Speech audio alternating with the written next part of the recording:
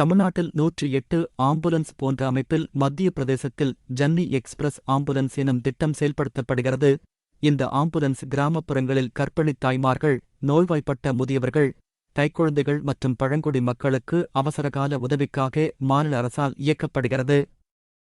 இந்த நிலையில் மத்திய பிரதேச மாநிலம் மகஞ்ச் மாவட்டம் ஹனுமனா தாலுகாவில் ஜன்னி எக்ஸ்பிரஸ் ஆம்புலன்ஸில்தான் கூட்டு பாலியல் வன்கொடுமை செய்யப்பட்டதாக 16 வயது சிறுமி காவல் நிலையத்தில் புகார் அளித்திருக்கிறார்.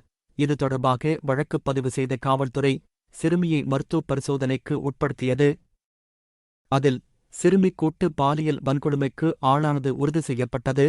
அதைத் தொடர்ந்து சிறுமியிடம் விசாரித்ததில் கடந்த 25ஆம் தேதி ஜன்னி எக்ஸ்பிரஸ் ஆம்புலன்ஸில் வந்த இருவர் தன்னை வலுக்கட்டாயமாக கடத்திச் சென்று ஓடும் ஆம்புலன்ஸில் கூட்டு பாலியல் வன்கொடுமை செய்தார்கள் என வாக்குமூலம் அளித்திருக்கிறார். அதன் அடிப்படையில் காவல்துறை விசாரித்து வந்தது.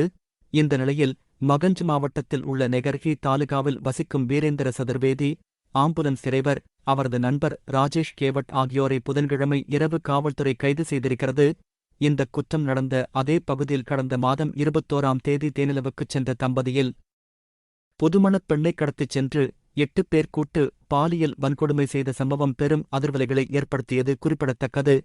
கடந்த 26ஆம் தேதி தண்ணீர் எடுத்து பிற்படுத்தப்பட்ட இளைஞர் 8 பேரால் அடித்துக் கொலை செய்யப்பட்ட சம்பவம் பேசுபொருளான நிலையில் இந்த செய்தியும் விவாதமாகியிருக்கிறது.